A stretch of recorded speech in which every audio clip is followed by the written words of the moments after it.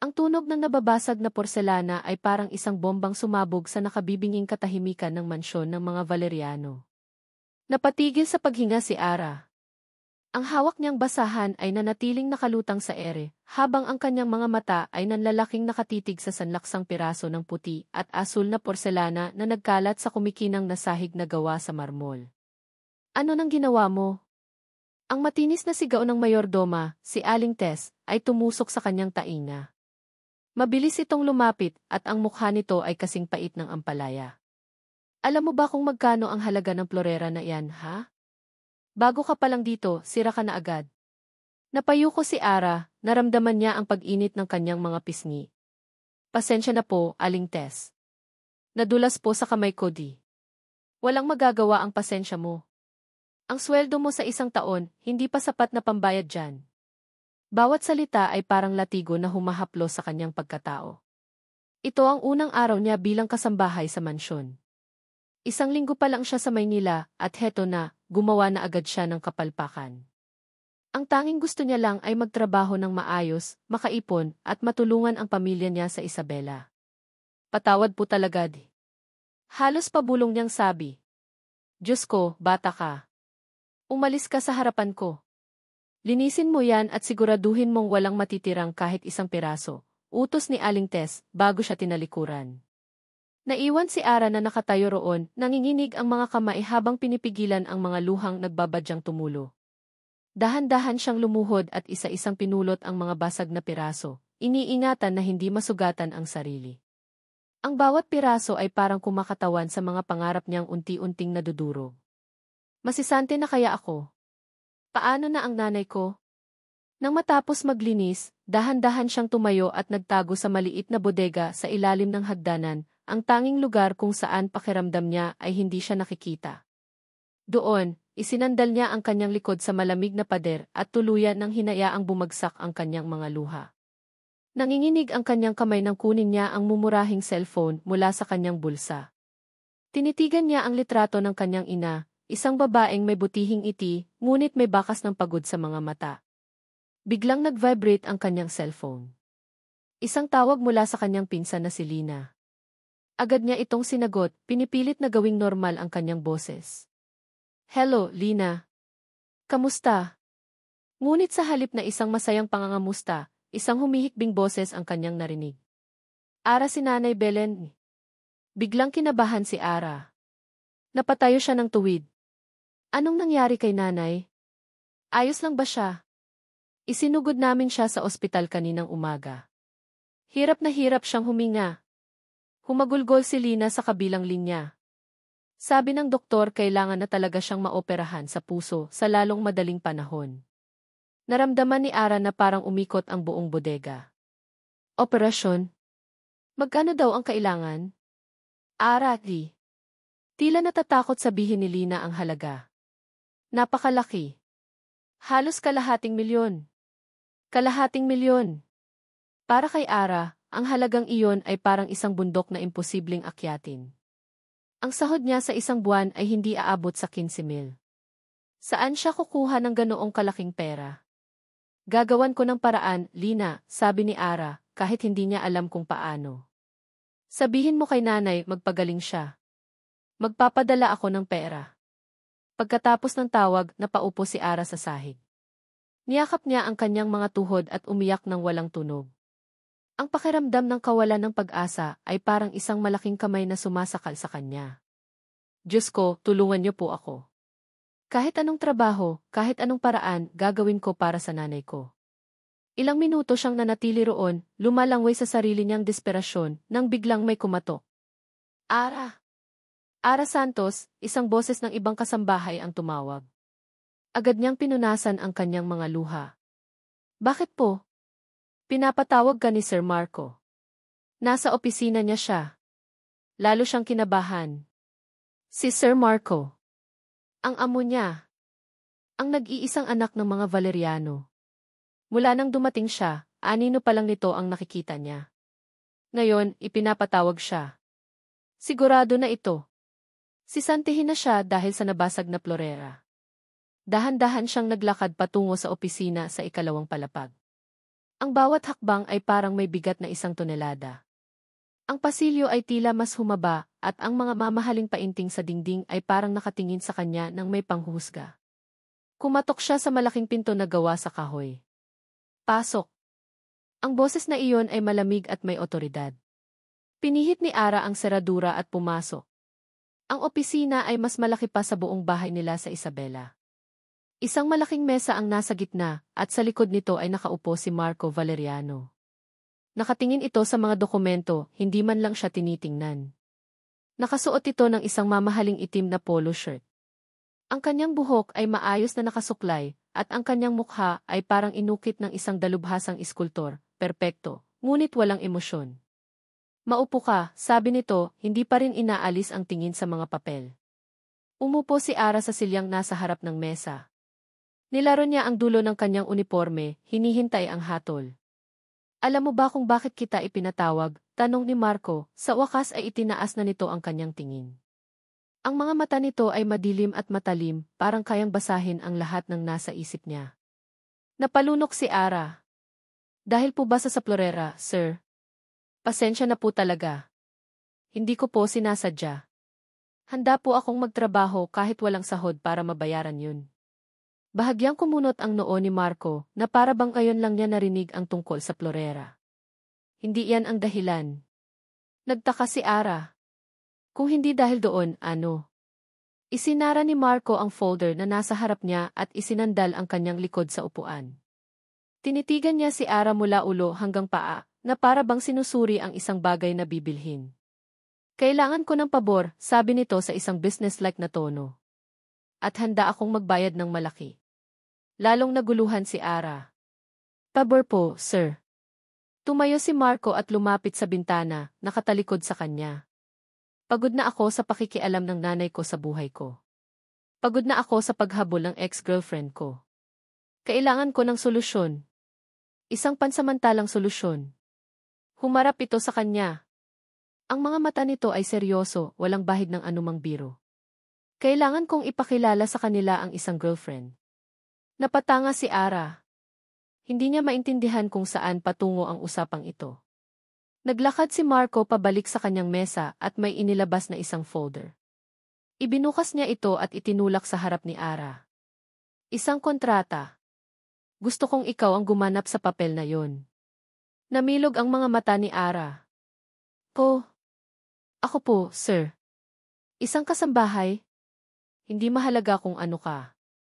Ang mahalaga ay hindi ikaw si Isabel Montenegro, malamig niyang sabi. Simple lang ang trabaho. Sasama ka sa akin sa mga party, mga family dinner. Ngingiti ka kapag kailangan. Hahawakan mo ang kamay ko kapag may nakatingin. Magpapanggap kang mahal mo ako. Parang nabingi si Ara sa narinig. Ito ay isang kabaliwan. Sir, hindi ko po yata kayat. Bago ka tumanggi, putol ni Marco sa kanya. Inabot nito ang isang ballpen at itinuro ang isang linya sa kontrata. Tingnan mo muna ang kabayaran. Nanginginig na ibinaba ni Ara ang kanyang tingin sa papel. Nakasulat doon ang isang numero na halos ikahimatay niya. 5 milyong piso.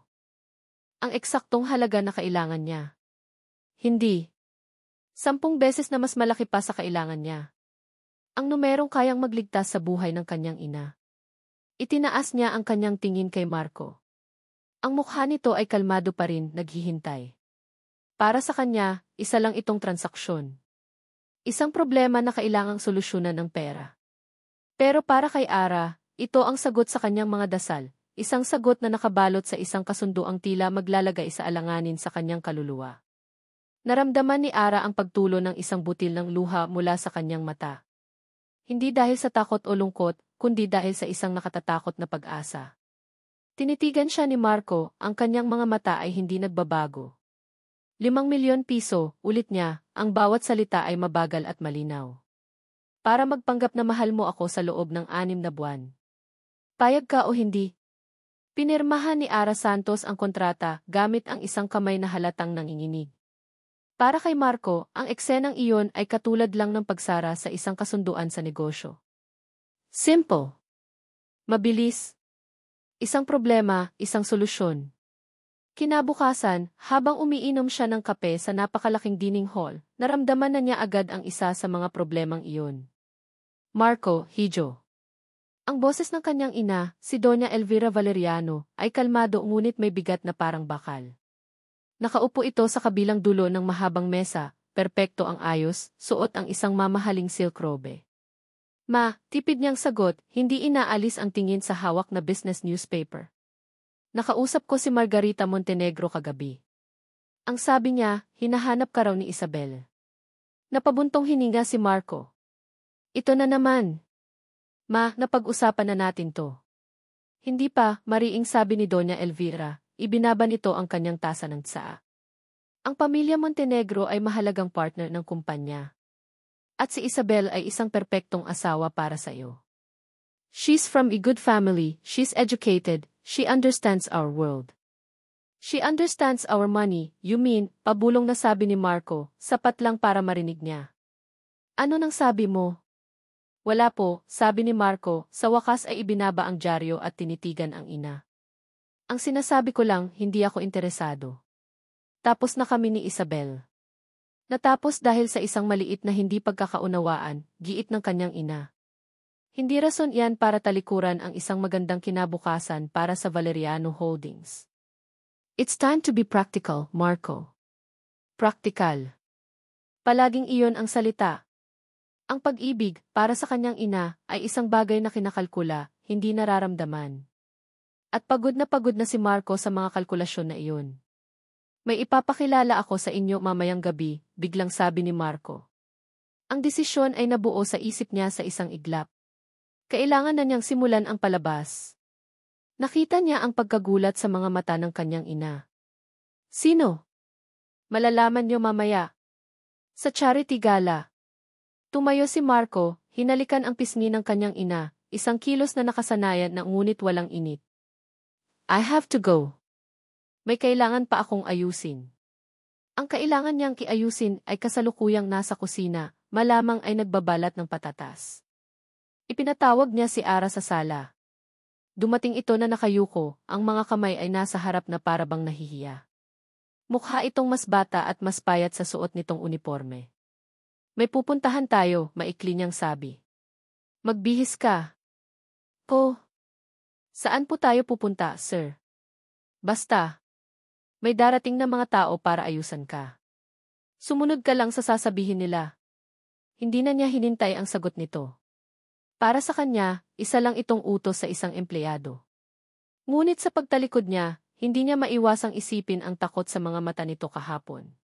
Takot at desperasyon. Iyon ang dahilan kung bakit ito ang perpektong kandidato.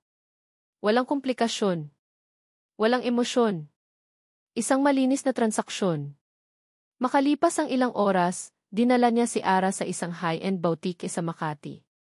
Si Marco ay naupo sa isang plush na sofa habang ang dalawang stylist ay abala sa pagsukat at pagpapakita ng mga damit kay Ara. Something elegant, but simple, utos ni Marco sa stylist. She needs to look believable. Hindi pilit. Inis na napatingin si Marco sa kanyang relo. Isang oras na silang nandoon. Napakaraming oras na nasasayang para sa isang bagay na kasing simple nito. Sir, okay na po yata ito, sabi ng stylist. Mula sa fitting room, lumabas si Ara. At sa isang iglap, natigilan si Marco. Suot nito ang isang simpleng navy blue na cocktail dress na hanggang tuhod. Ang tela ay yumayakap sa kanyang katawan ng tama lang, hindi mahalay. Ang buhok nito ay nakapusod ng simple, nagpapakita sa linya ng kanyang liig. Nakasuot ito ng kaunting makeup, sapat lang para bigyang diin ang kanyang mga mata na malalaki at nangungusap. Hindi siya mukhang isang socialite. Hindi siya mukhang si Isabel. Mukha siyang totoo. Para sa isang saglit, nakalimutan ni Marco na ito ay isang transaksyon. Nakita niya ang isang babae na nahihiyang nakatayo sa harap niya, hindi sigurado kung ano ang gagawin sa kanyang mga kamay. Nakita niya ang pagiging puro at simple nito na matagal na niyang hindi nakikita sa mundo niya. Mabilis niyang iwinaksi ang isiping iyon. Okay na yan, sabi niya, bumalik sa kanyang malamig na tono. Bayaran niyo na. Aalis na tayo. Ang charity gala ay ginanap sa ballroom ng isang 5-star hotel. Ang hangin ay puno ng amoy ng mamahaling pabango at tunog ng mga kubyertos na tumatama sa mga plato. Para kay Marco, ito ay isa lang karaniwang gabi. Ngunit para kay Ara, na nakakapit sa braso niya, halatang-halata ang panginginig nito. Relax, bulong niya. Just smile and nod. Huwag kang magsasalita maliban kung kinakausap ka. Tumango lang si Ara, ang mga mata ay abala sa paglibot sa napakagarang lugar. Maraming bumabati kay Marco at ipinakikilala niya si Ara bilang girlfriend, Ara, sa isang kaswal na paraan na para bang ginagawa na niya ito sa buong buhay niya. Nakita niya ang kanyang ina sa di kalayuan, kausap ang ilang mga senador. Ang mga mata ni Doña Elvira ay sumulyap sa kanila, puno ng mga tanong na hindi masabi. Magaling! Epektibo ang unang hakbang. Ngunit ang tunay na pagsubok ay dumating. Marco, darling. Isang boses na pamilyar at kinaiinisan niya. Si Isabela Montenegro, papalapit sa kanila na parang isang pating na nakaamoy ng dugo. Suot nito ang isang pulang-pulang bestida na halos wala nang itinatago. Didn't know you were coming, sabi ni Isabel. Ang ngiti nito ay matamis ngunit ang mga mata ay matalim na nakatingin kay Ara. And who is this? Isabel, sabi ni Marco, ang kanyang boses ay mas lalong lumamig. This is Ara. LY girlfriend. Tinaasan ni Isabel ng kilay si Ara. Oh. Really? Saan mo naman siya napulot? Naramdaman ni Marco ang paghigpit ng kapit ni Ara sa braso niya. Nakita niya ang pamumula ng mukha nito dahil sa hiya. Isang galit ang biglang kumulo sa loob ni Marco. Galit hindi para kay Ara, kundi galit dahil ginugulo ni Isabel ang kanyang perpektong plano. Watch your words, Isabel, babala ni Marco. Umisi lang si Isabel. Bakit, Marco? Natatakot ka bang malaman ko ang totoo? She doesn't look like your type. Masyado siyang simple. Iyon na iyon. Kailangan niyang tapusin ang pagdududa ni Isabel. Ngayon din kailangan niyang gumawa ng isang bagay na hindi matatawaran. Isang bagay na ipapakita sa lahat, lalo na sa nanonood niyang ina, na seryoso siya. Sa isang mabilis na kilos, hinawakan niya ang baba ni Ara at marahang iniharap sa kanya. Nakita niya ang gulat at pagkalito sa mga mata nito. Bago pa man makapagsalita si Ara, inilapit ni Marco ang kanyang mukha at hinalikan ito. Hindi ito isang marahang halik. Ito ay isang halik na may diin, isang deklarasyon. Isang kasinungalingan na ginawa niyang totoo sa harap ng daan-daang tao. Naramdaman niya ang paninigas ng katawan ni Ara, ang bahagyang panginginig ng mga labi nito. Ilang segundo lang iyon, ngunit parang isang eternidad. Nang bumitaw siya, hindi niya tiningnan si Isabel. Ang mga mata niya ay nakatutok kay Ara. Nakatanga lang ito sa kanya, ang mga mata nito ay nanlalaki at tila nagtatanong. Nakita niya roon ang pagkagulat, ang hiya, at isang bagay pa, isang bakas ng sakit. Na para bang hindi lang ang labi nito ang kanyang ninakawan, kundi pati na rin ang isang piraso ng dignidad nito. Isang kakaibang bigat ang biglang dumagan sa kanyang dibdib. Isang pakiramdam na hindi niya inaasahan. Gusto niyang sabihin, that's part of the job. Gusto niyang magsalita ng isang bagay na malamig at propesyonal para ibalik ang pader sa pagitan nila. Ngunit sa pagtingin niya sa mga mata ni Ara na unti-unting nag-ipon ng luha, walang salitang lumabas sa kanyang bibig. Ang biyahe pa uwi mula sa hotel ay binalot ng isang nakabibinging katahimikan. Nakaupo si Ara sa tabi ni Marco sa loob ng mamahaling kotse, ngunit pakiramdam niya ay milya-milya ang layo nila sa isa't isa. Hindi na muling nagsalita si Marco pagkatapos ng eksena sa party. Bumalik na naman ito sa pagiging isang malamig na estatwa, ang mga mata ay nakatuon sa daan na para bang si Ara ay hangin lamang. Ang tanging nararamdaman ni Ara ay ang multo ng mga labi ni Marco sa kanyang mga labi. Mainit, mapilit at puno ng kasinungalingan. Iyon ang kanilang unang halik, isang halik na ninakaw at ginawang palabas para sa lahat. Pinunasan niya ang kanyang bibig gamit ang likod ng kanyang kamay na para bang mabubura niya ang alaala nito. Nang makarating sila sa mansyon, nauna itong bumaba ng kotse at pumasok sa loob nang hindi man lang siya nililingon. Naiwan si Ara sa kanyang kwarto, ang navy blue na bestida ay parang isang kasuotan sa isang masamang panaginip. Hinubad niya ito at isinuot muli ang kanyang simpleng damit. Sa wakas, pakiramdam niya ay siya na ulit ang sarili niya. Ngunit ang bigat sa kanyang dibdib ay naroon pa rin.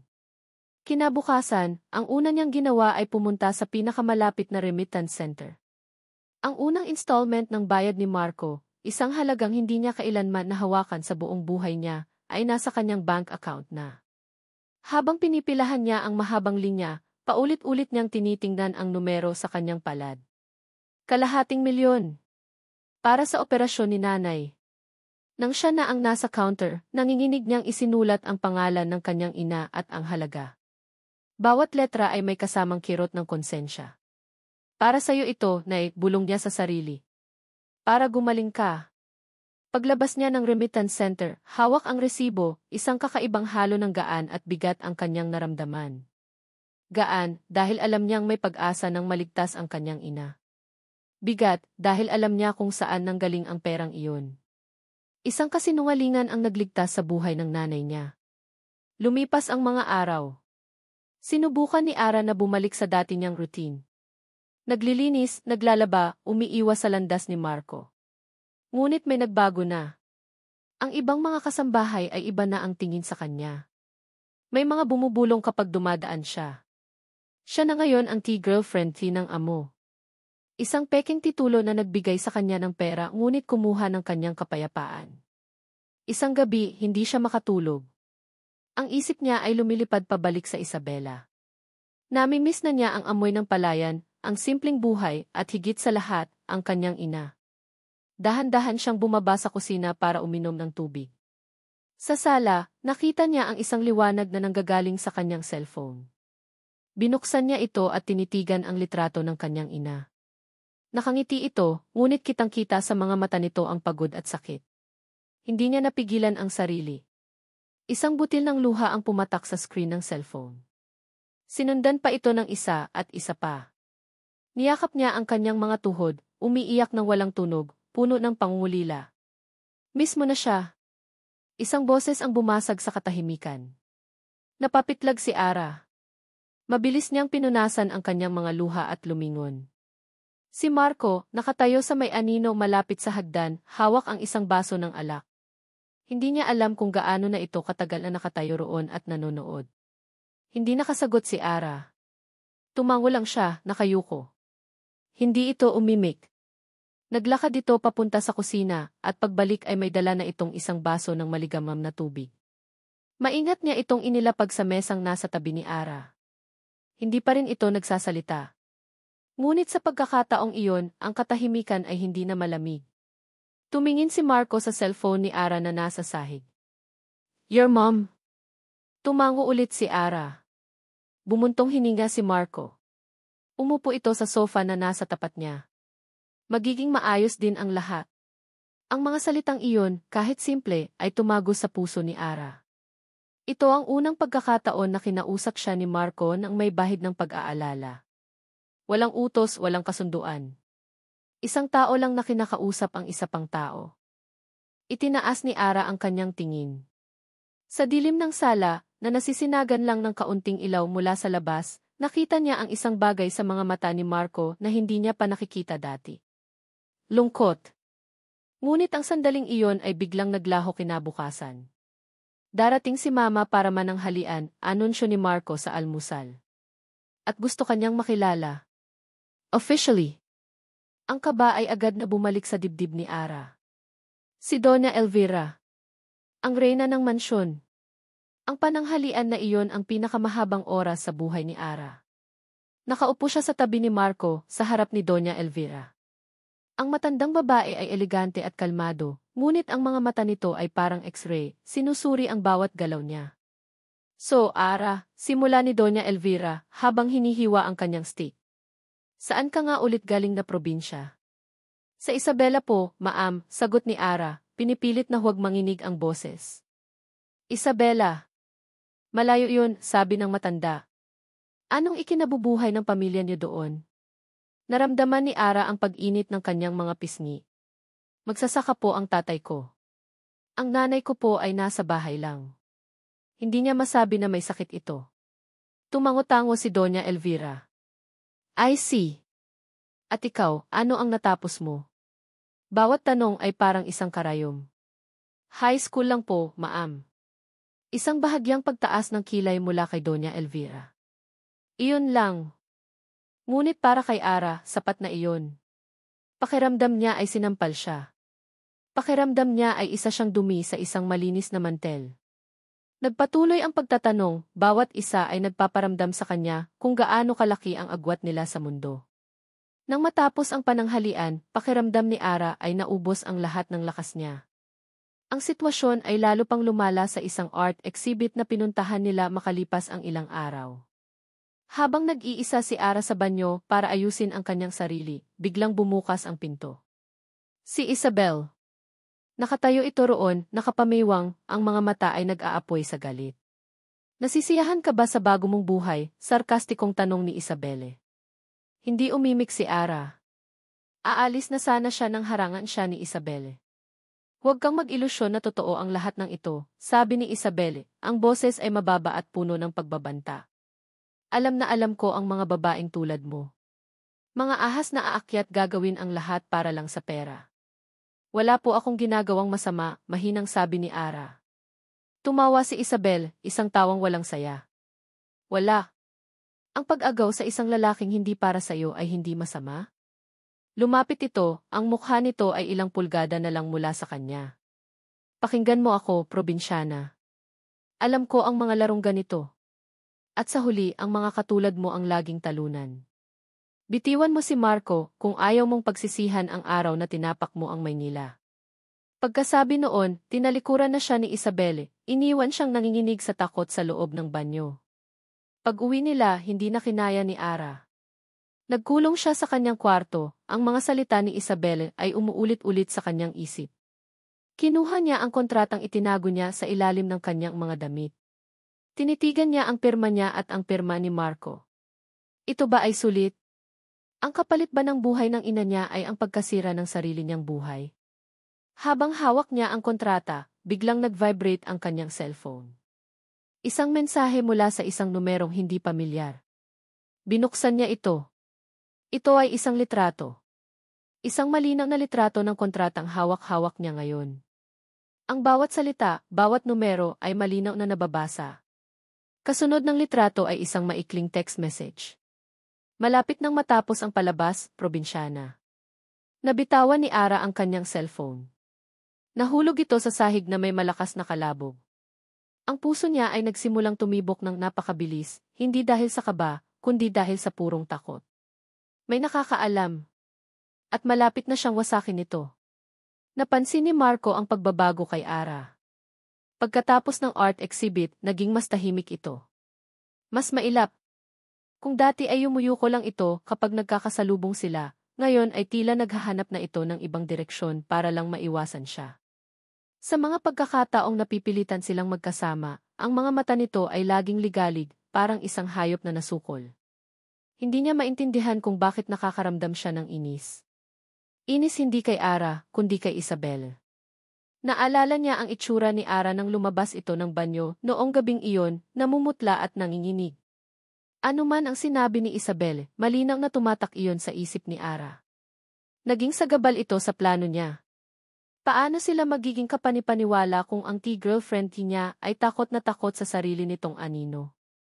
Mag-empack ka, utos niya kay Ara isang umaga, 2 linggo pagkatapos ng insidente. May business trip ako sa Tagaytay. For the weekend. At kailangan kitang isama. Nakita niya ang gulat at pagtutol sa mga mata nito. Pero Sir D. Parte ito ng kontrata, mariin niyang sabi, pinuputol ang anumang pag-aalinlangan nito.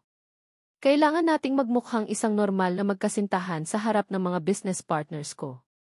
Huwag kang mag-alala, magkaiba ang kwarto natin. Ang biyahe papuntang Tagaytay ay tahimik. Nakatingin lang si Ara sa bintana, pinapanood ang mga gusali ng Maynila na unti-unting napapalitan ng lunti ang mga puno. Paminsan-minsan ay sumusulyap si Marco sa kanya. Nakikita niyang kinakagat nito ang kanyang labi, ang mga kamay ay mahigpit na magkahawak sa kanyang kandungan. Hindi lang ito simpleng kaba. Takot. Purong takot ang nakikita niya. Gusto niyang tanungin kung ano ang problema, ngunit pinigilan niya ang sarili. Hindi iyon parte ng kasunduan. Ang trabaho niya ay bayaran ito, ang trabaho nito ay umarte. Iyon lang. Ang rest house ng mga Valeriano sa Tagaytay ay nakatayo sa isang burol, tanaw ang lawa ng Taal. Maganda, payapa at nakahiwalay sa mundo. Doon sila sinalubong ng dalawang matandang kliyente at ng kanilang mga asawa. Sa buong hapunan, ginampanan ni Marco ang kanyang papel. Ngumingiti siya kay Ara, inilalagay ang kamay sa likod nito, at nagkukwento ng mga peking alaala tungkol sa kung paano sila nagkakilala. At si Ara, sa kabila ng takot, ay isang magaling na aktres. Tumango ito, ngumiti at sumagot ng may tamang hiya na hinahangaan ng mga matatandang ginang. Napakaswerte mo sa kanya, Marco, sabi ng isa sa mga kliyente. She seems like genuine, good-hearted woman. Mahirap nang makahanap ng ganyan gayon. Napatingin si Marco kay Ara. Sa ilalim ng mga ilaw, sa harap ng papuri, nakita niya ang bahagyang pamumula ng pisngi nito. Isang tunay na reaksyon sa gitna ng lahat ng kasinungalingan. Gabi na nang magsimulang magbago ang panahon. Ang dating kalmadong hangin ay naging malakas na pag-ihip. Ang langit ay dumilim at maya-maya pa, bumuhos ang isang malakas na ulan na may kasamang kulog at kidlat. Dahil sa sama ng panahon, nagpaalam na ang mga bisita at nagkulong sa kani-kanilang mga silid. Naiwan si Marco at Ara sa malawak na sala. At bigla, namatay ang lahat ng ilaw. Ay, isang mahinang sigaw mula kay Ara. Brownout, kalmadong sabi ni Marco, kahit na bahagya rin siyang nagulat. Kinuha niya ang kanyang cellphone at ginamit ang flashlight para hanapin ang mga kandila. Sa loob ng ilang minuto, ang sala ay naliwanagan ng patay-sinding ilaw mula sa 3 kandila. Ang tunog lang na maririnig ay ang malakas na pagpatak ng ulan sa bubong at ang dagundong ng kulog sa malayo. Nagpunta si Marco sa minibar at nagsali ng whiskey sa isang baso. Kailangan niya ito. May kung anong bigat sa paligid, isang tensyon na hindi niya maintindihan. Nakita niya si Ara na nakatayo malapit sa malaking bintanang salamin, nakatingin sa labas kung saan humahagupit ang bagyo. Sa liwanag ng kidlat, ang anino nito ay mukhang maliit at malungkot. Uminom si Marco ng alak. Ang init nito ay gumapang sa kanyang lalamunan. Nakakatakot, mahinang sabi ni Ara, hindi lumilingon. Sanay na ako, sagot ni Marco, lumapit at sumandal sa pader. Sa mundo ko, palaging may bagyo. Nilingon siya ni Ara. Sa liwanag ng kandila, ang mga mata nito ay tila mas malalim. Hindi naman po siguro lahat ng bagay sa mundo niyo ay masama, sir. Napangisi si Marco, isang ngising walang saya. Talaga? Ang tiwala, nabibili. Ang pagmamahal, napipeke. Sabihin mo sa akin, Ara, ano ang hindi masama doon? Hindi nakasagot si Ara. Ibinalik nito ang tingin sa bintana. Hindi alam ni Marco kung dahil ba sa alak o sa kakaibang katahimikan ng gabi, pero bigla niyang naramdamang kailangan niyang magsalita. May minahal ako dati, simula niya, ikinagulat pati ang sarili. Noong college. Hindi siya galing sa mayaman na pamilya. Simple lang siya. O iyon ang akala ko.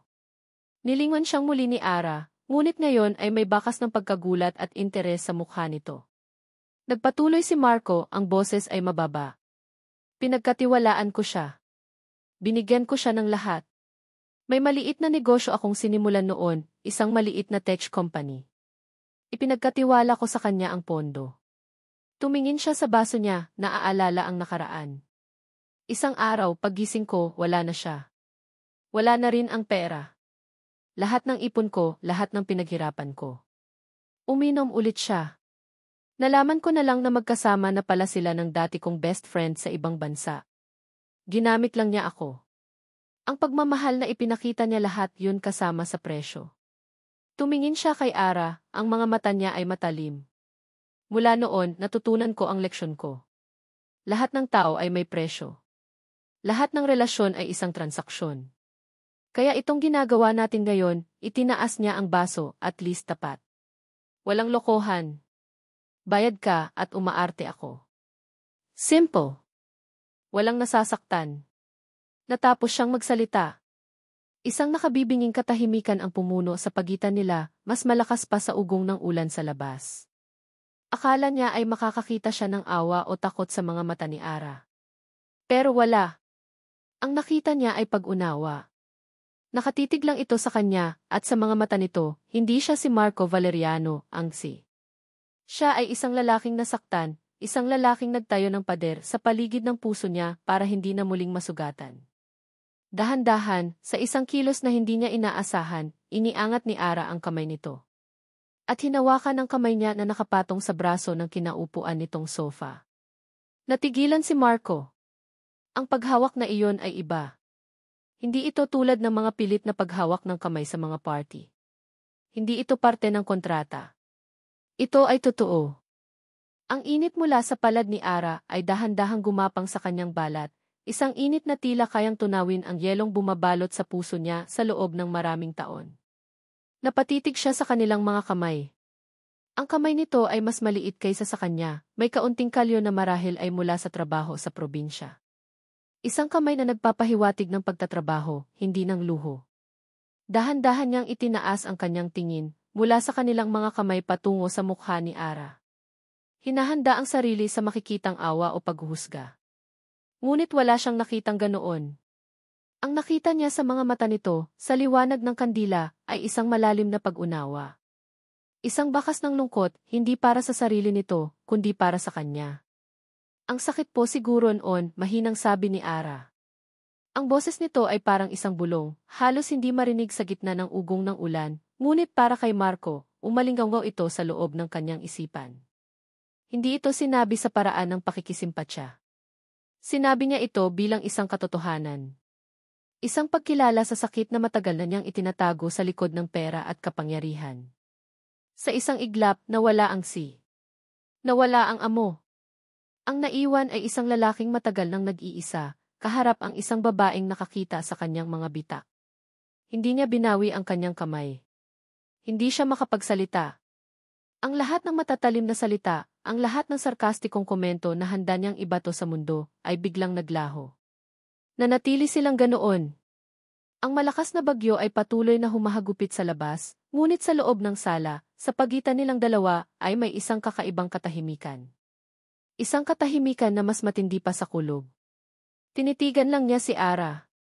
Sa mga sandaling iyon, hindi na ito ang bayarang aktres, ang kasambahay mula sa probinsya, o ang solusyon sa kanyang problema.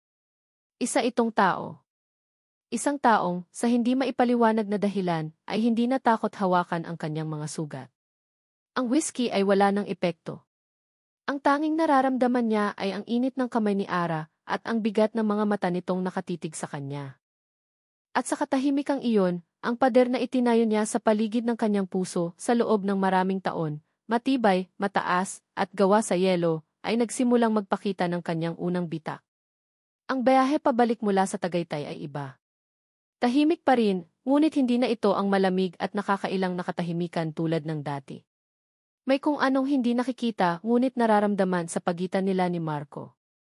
Isang bagay na ipinanganak sa gitna ng bagyo, sa liwanag ng kandila, at sa isang kwentong nagbukas ng sugat.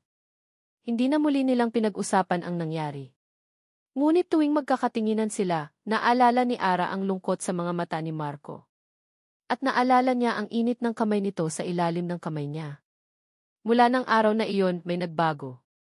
Ang pakikitungo ni Marco sa kanya ay hindi na kasing lamig ng dati.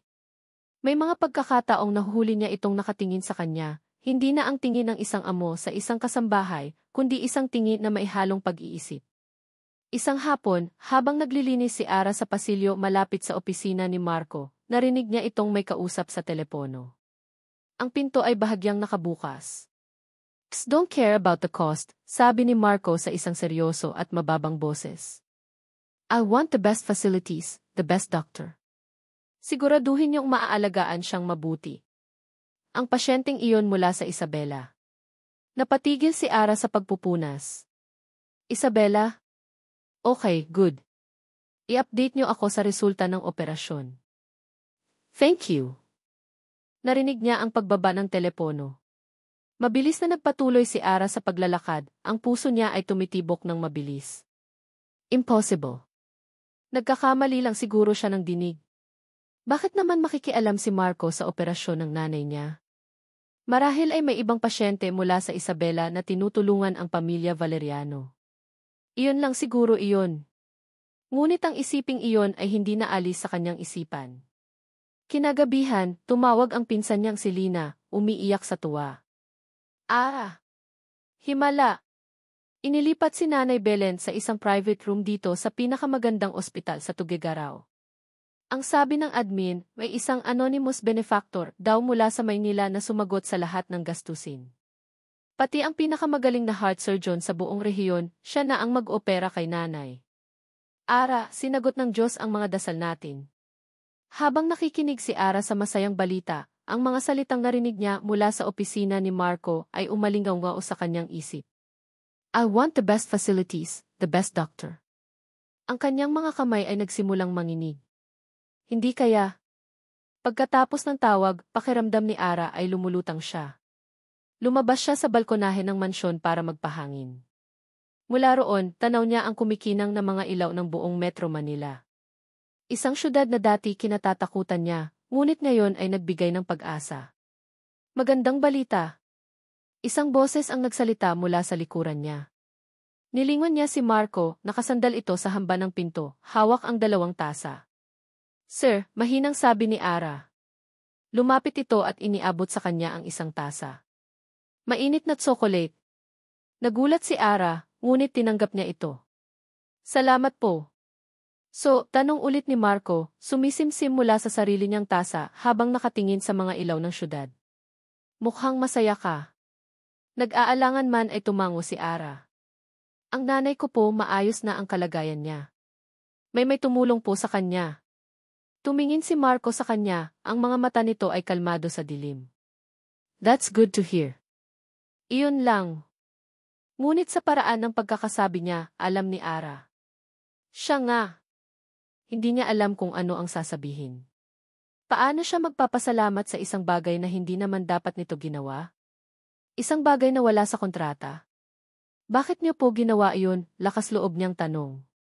Umiwas ng tingin si Marco. Let's just say, I'm protecting Isabay investment. Kailangan kong siguraduhin na ang girlfriend ko ay nakafocus sa trabaho niya, hindi sa mga problema sa probinsya.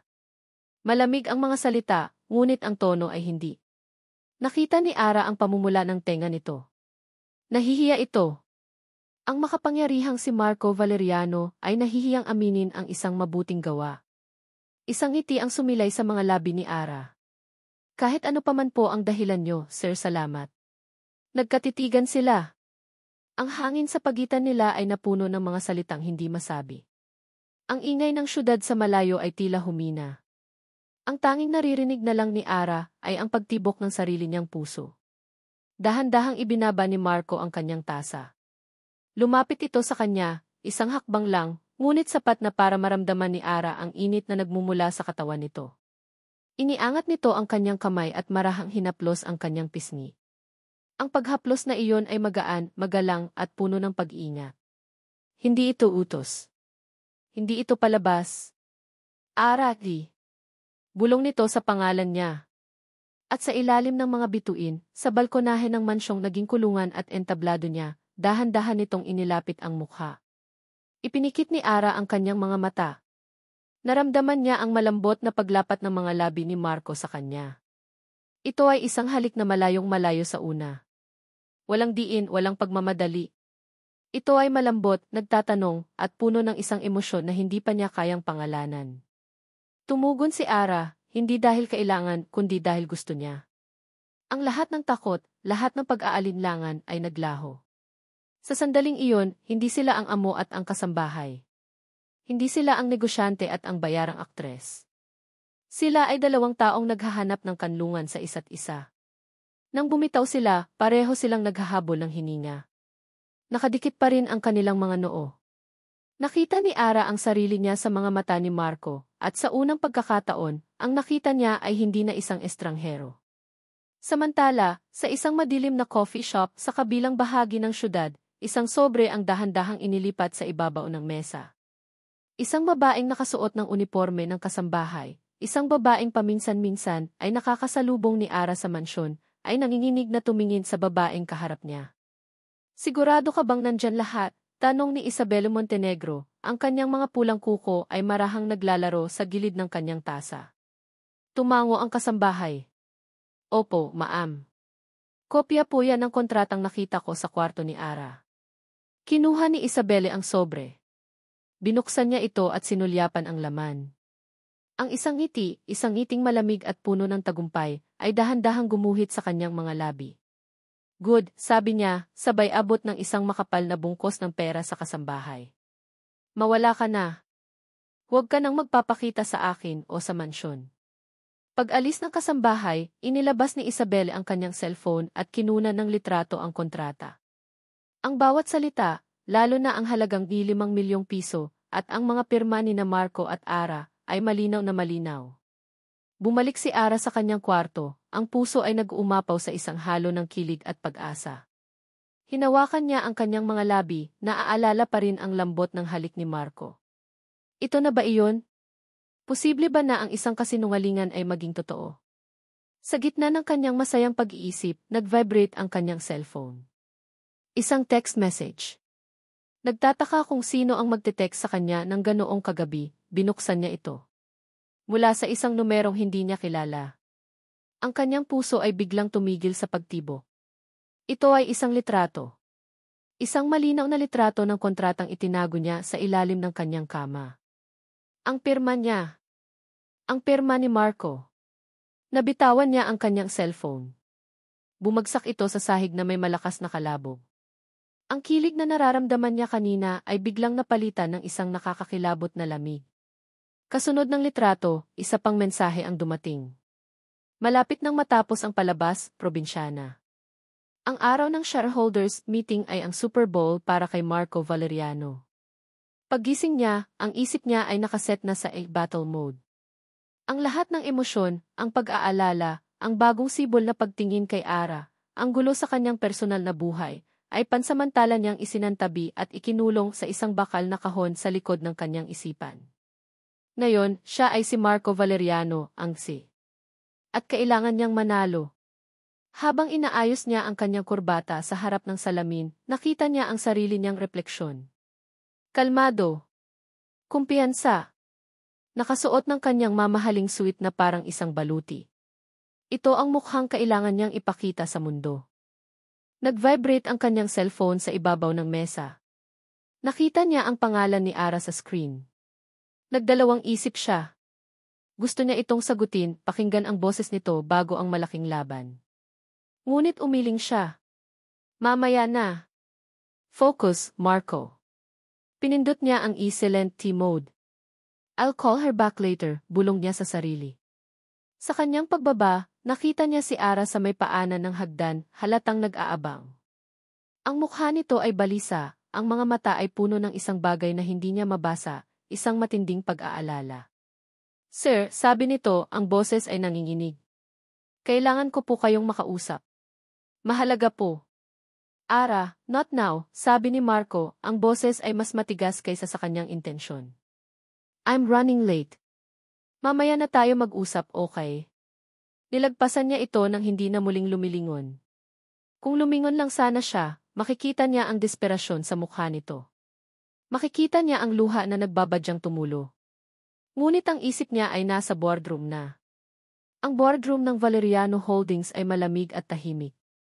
Ang mahabang mesa ay napapaligiran ng pinakamakapangyarihang mga tao sa industriya, mga matatandang lalaki at babae na ang bawat desisyon ay katumbas ng milyon-milyon. Sa isang tabi, nakaupo ang kanyang ina, si Doña Elvira, ang mukha ay seryoso ngunit may bahid ng pagmamalaki. Sa kabilang banda, nakaupo si Isabel, bilang kinatawan ng Montenegro Corp. Mukha itong isang anghel sa suot nitong puting-puting business suit, ngumingiti ng matamis sa lahat. Nagsimula si Marco sa kanyang presentasyon. Nasa elemento siya. Ang mga numero, ang mga projection, ang mga plano, lahat ay nasa dulo ng kanyang dila. Ang boses niya ay malakas at puno ng kumpiyansa. Nakikita niya ang pagtango ng mga board members, ang paghanga sa kanilang mga mata. Panalo na siya. Ang malaking expansion plan na pinaghirapan niya ay malapit ng maaprubahan. Sa gitna ng kanyang pagsasalita tungkol sa future market stability, isang cellphone ang biglang nag-buzz sa ibabaw ng mesa. Napatigil si Marco bahagyang nainis. Sinundan ito ng isa pa. At isa pa. Hanggang sa ang buong boardroom ay napuno na ng sabay-sabay na tunog ng mga notifikasyon. Ang atensyon ng lahat na kanina lang ay nakatuon sa kanya ay biglang napunta sa kani-kanilang mga screen. Nagsimula ang bulungan. Isang mahinang ugong na unti-unting lumalakas. Nakita ni Marco ang pagbabago sa mga mukha ng mga tao. Ang paghanga ay napalitan ng pagkalito. Ang pagkalito ay naging pagkagulat. At ang pagkagulat ay naging isang bagay na mas masahol pa, pagkasuklam. What is the meaning of this? Isang matandang board member ang nagtanong, hindi sa kanya, kundi sa katabi nito. Naramdaman ni Marco ang paglamig ng hangin. Is there a problem, gentlemen? Tanong niya, pinipilit na panatilihin ang control. Walang sumagot. Lahat ay nakatingin sa kanilang mga telepono, tapos sa kanya, tapos kay Isabel, at pabalik na naman sa kanya. Marco, sabi ng kanyang ina, ang boses nito ay may babala. Hanggang sa ang isa sa mga board members na pinakamalapit sa kanya, isang matandang lalaki na nirerespeto niya, ay dahan-dahang iniharap sa kanya ang screen ang telepono nito.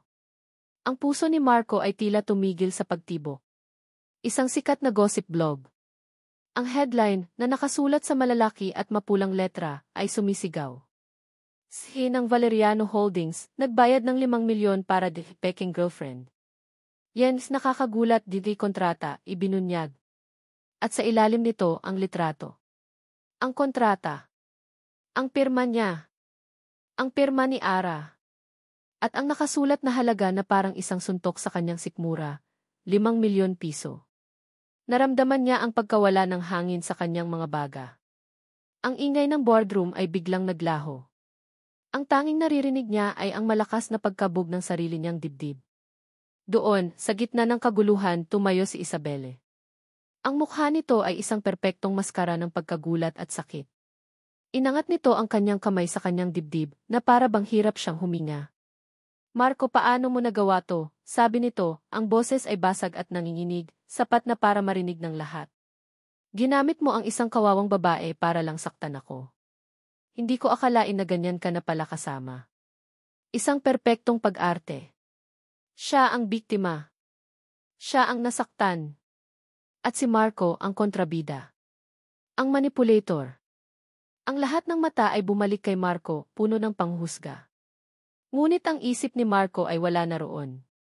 Isang bagay lang ang paulit-ulit na tumatakbo sa isip niya. Ara.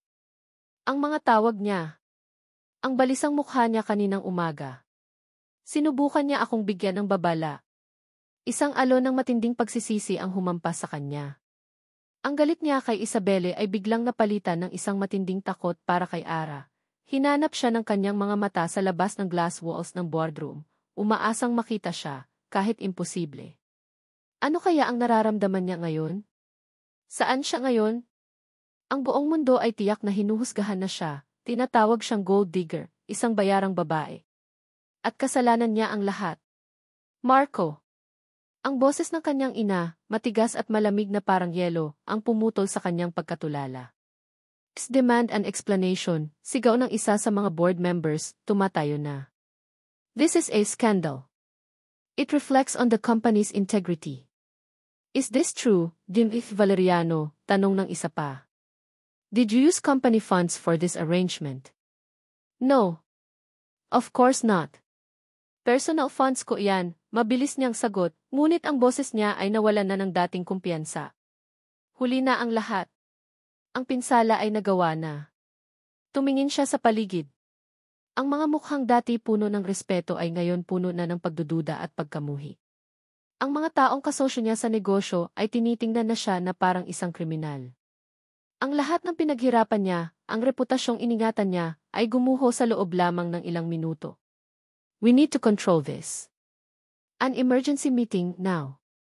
Paano na ang expansion? We can't trust his judgment.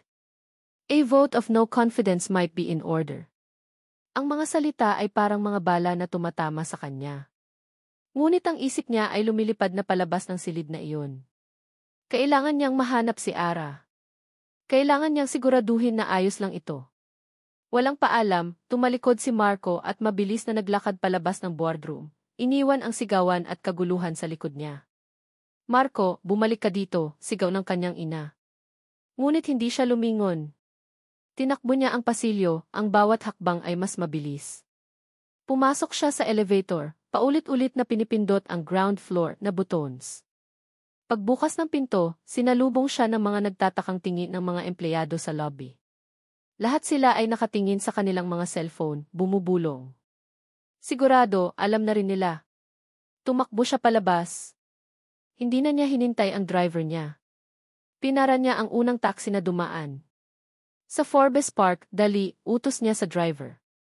Habang tumatakbo ang taxi, kinuha niya ang kanyang cellphone. Sunod-sunod na tawag at mensahe. Mula sa kanyang ina, sa kanyang abogado, sa SFA team. At napakaraming tawag mula kay Ara kaninang umaga na hindi niya sinagot. Tinawagan niya ito. Ring. Ring. Ring. Cannot be reached. Tinawagan niya ulit. Ganun pa din. Isang matinding takot ang kumalat sa kanyang dibdib. Isang takot na mas malala pa sa pagkawala ng kanyang posisyon o ng kumpanya. Nang sa wakas ay makarating siya sa mansyon, halos itulak niya ang mabigat na pinto para makapasok. Ang mga kasambahay ay nagulat sa kanyang pagdating. Nasaan si Ara? Sigaw niya, ang boses ay desperado.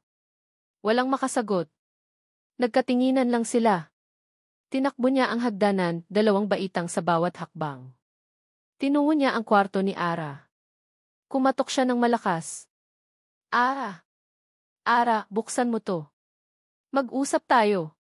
Walang sagot. Pinihit niya ang seradura. Hindi nakalock. Dahan-dahan niyang itinulak ang pinto. Ang kwarto ay malinis. Masyadong malinis. Ang kama ay maayos na nailigpit. Ang maliit na aparador ay nakabukas at sa loob wala. Walang damit.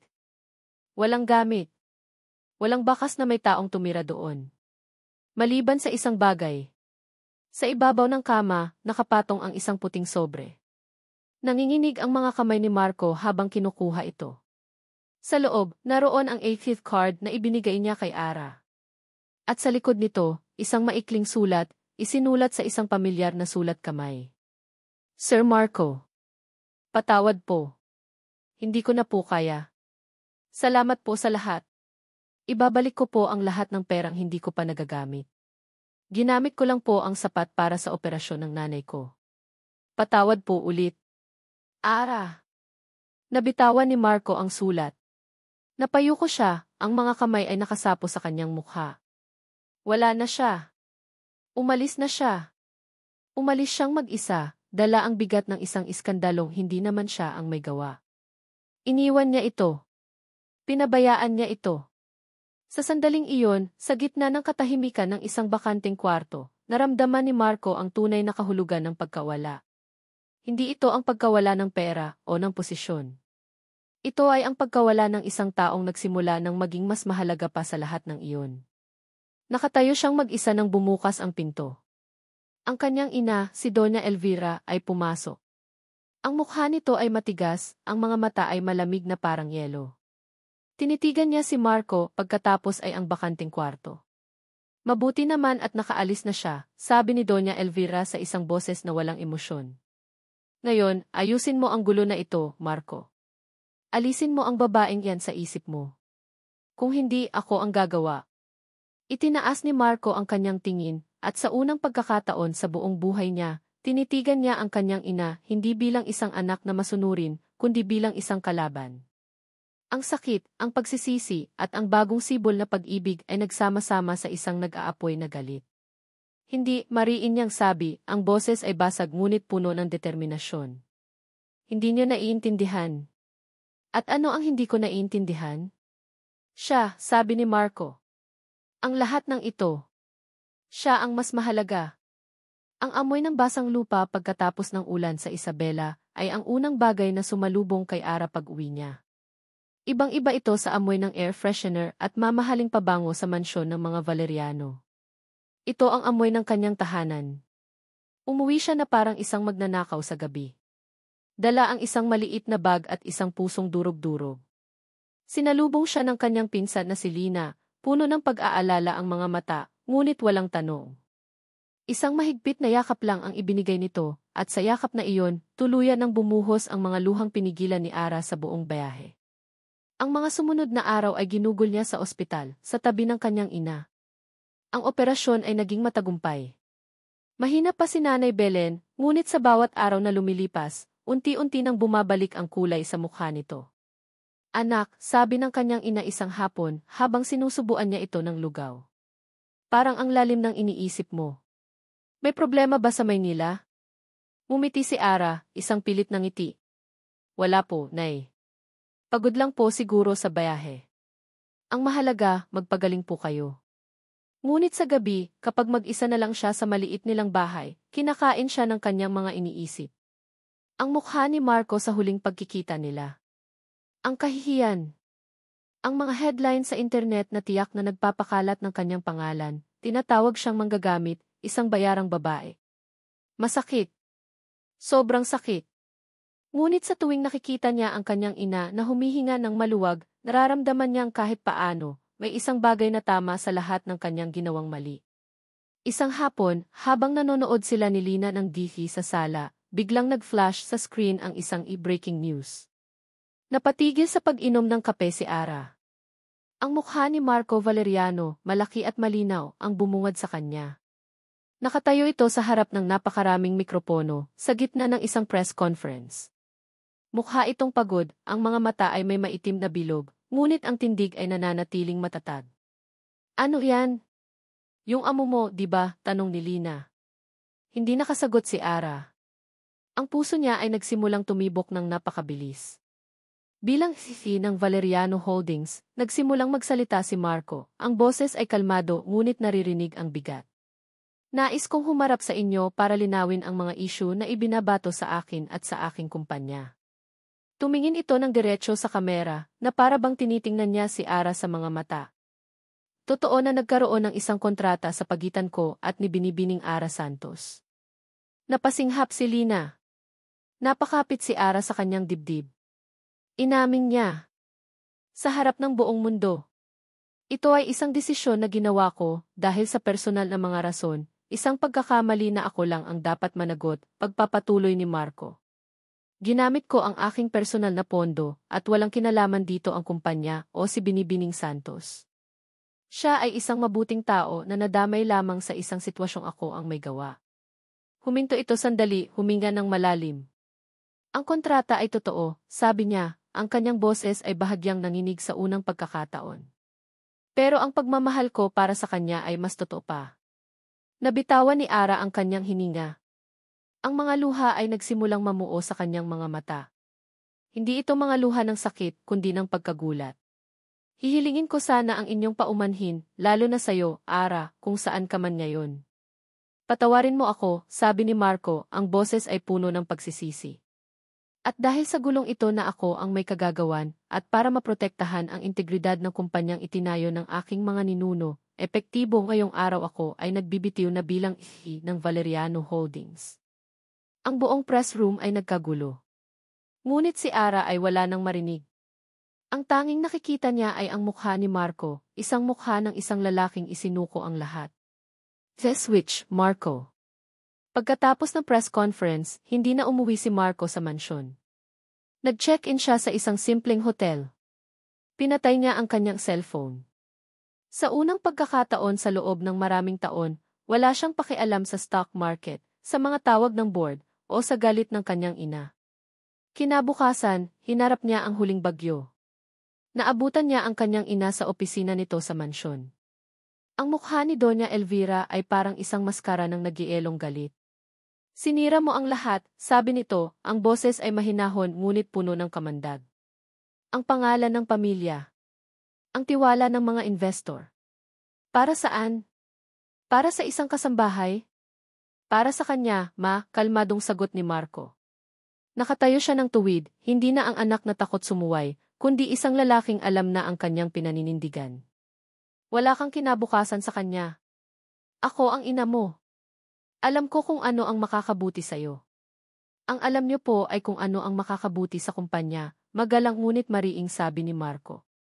Pero ngayon, alam ko na kung ano ang makakabuti para sa akin. At iyon ay si Ara. Napailing si Doña Elvira, hindi makapaniwala. Kung lalabasin mo ang pinto na iyan para hanapin ang babaeng yan, huwag ka nang babalik. Itatakwil kita bilang anak ko. Isang matinding kirot ang naramdaman ni Marco. Ngunit mas matindi ang pag-ibig na nagtulak sa kanya. Lumapit siya sa kanyang ina at marahang hinalikan ito sa noo. Mahal ko po kayo, ma, bulong niya. Pero kailangan ko na pong piliin ang sarili kong kaligayahan. Tumalikod siya at naglakad palabas ng pinto. Iniwan ang kanyang ina na naiwang tulala at ang isang buhay na puno ng ginto, ngunit walang kaluluwa. Nagmaneho siya. 8 oras na biyahe papuntang Isabela. Hindi sa kanyang luxury sedan, kundi sa isang lumang AV na halos hindi na niya ginagamit. Walang driver. Siya lang at ang daan. Nakarating siya sa Isabela ng dapit hapon na. Ang hangin ay sariwa, ang paligid ay puro lunti ang palayan. Huminto siya sa isang maliit na tindahan para magtanong. Excuse me po, Manong. Alam niyo po ba kung saan ang bahay ng mga Santos? May anak po silang si Ara. Tinitigan siya ng matandang magsasaka mula ulo hanggang paa. Tagamay nila ka, iho. Ano nang kailangan mo kay Ara? Kailangan ko po siyang makausap, sagot ni Marco, puno ng pagpapakumbaba. Itinuro ng matanda ang isang maliit na daan. Diretsuhin mo lang yan. Yung bahay na may mga nakasampay na dilaw na tuwalya. Pero wala siya doon ngayon. Madalas, naglalakad yan sa may pilapil pag ganitong papalubog na ang araw. Nagpasalamat si Marco at sinundan ang direksyon. Ipinark niya ang kotse sa gilid ng daan at nagsimulang maglakad sa makitid na pilapil. Ang mamahalin niyang sapatos na katad ay lumulubog sa putik. Wala siyang pakialam. At doon, sa di kalayuan, nakita niya siya. Nakatayo si Ara, nakatalikod sa kanya, pinapanood ang paglubog ng araw sa likod ng mga bundok. Ang kulay kahel na sinag ng araw ay tumatama sa buhok nito, na para bang isang korona. Dahan-dahan siyang lumapit. Narinig ni Ara ang kanyang mga yapak at dahan-dahang lumingon. Nang makita siya nito, ang mga mata nito ay nanlaki sa pagkagulat. Walang nagsalita. Tanging ang hangin na humuhuni sa mga dahon ng palay ang maririnig. Tumigil si Marco ilang hakbang mula sa kanya. Ang puso niya ay kumakabog ng malakas sa kanyang dibdib. Ito na. Hindi siya nangako ng kayamanan. Hindi siya nangako ng isang marangyang buhay. Tinitigan niya lang ito sa mga mata, inilalantad ang buong kaluluwa niya. Umalis ako bilang fee ng Valeriano Holdings, sabi niya, ang boses ay basag at puno ng katapatan. Hindi ko na alam kung paano pamunuan ang isang kumpanya. Pero sana di. Huminga siya ng malalim, inipon ang lahat ng natitira niyang lakas. Sana ay maturuan mo ako kung paano maging sapat para sa'yo. Isang butil ng luha ang pumatak mula sa mga mata ni Ara. Sinundan pa ito ng isa. Ngunit sa pagkakataong ito, isang maliit na ngiti ang unti-unting sumilay sa kanyang mga labi. Isang ngiting mas maliwanag pa sa papalubog na araw. Hindi siya sumagot ng, hindi na kailangan. Dahan-dahan, iniangat niya ang kanyang kamay. Isang paanyaya. Isang pagtanggap. At sa gitna ng malawak na palayan ng Isabela, sa ilalim ng papalubog na araw, tinanggap ni Marco ang kamay nito, at sa wakas, naramdaman niya ang tunay na kahulugan ng pag-uwi. At dito nagtatapos ang kwento ni Marco at Ara. Mula sa kaibuturan ng aking puso, maraming salamat sa inyong walang sawang pagsubaybay at pakikinig. Ang pagsama ninyo sa paglalakbay na ito, mula sa unang araw ni Ara sa mansyon hanggang sa huling paglubog ng araw sa Isabela, ang siyang nagbigay buhay sa bawat salitang aking isinulat. Habang binubuo ko ang kwentong ito, naramdaman ko rin ang bawat takot, kilig, sakit, at pag-asa na pinagdaanan ng ating mga bida. Nais kong iparating sa pamamagitan nila na ang tunay na pag-ibig ay hindi palaging isang fairy tale. Ito ay may kasamang mga pagsubok, mga kasinungalingan na kailangang harapin, at mga pader na kailangang tibagin. Sana ay baunin ninyo ang mensahe na ang tunay na halaga ng isang tao ay hindi nasusukat sa yaman o katayuan sa buhay, kundi sa katapatan ng kanyang puso. Ito ay isang paalala na may kapatawaran pagkatapos ng pagkakamali, may pag-asa pagkatapos ng pagkasira, at may kaligayahang naghihintay para sa mga taong may sapat na tapang na ipaglaban ito. Ngayon, nais ko namang marinig ang inyong tinig. Anong eksena ang pinakatumatak sa inyong puso? Anong aral ang inyong napulot mula kina Ara at Marco? Huwag po kayong mag-atubiling mag-iwan ng inyong mga komento sa ibaba. Bawat isa ay aking babasahin at lubos na pahalagahan. Hanggang sa muli nating pagkikita sa susunod na kwento. Lihim ng puso.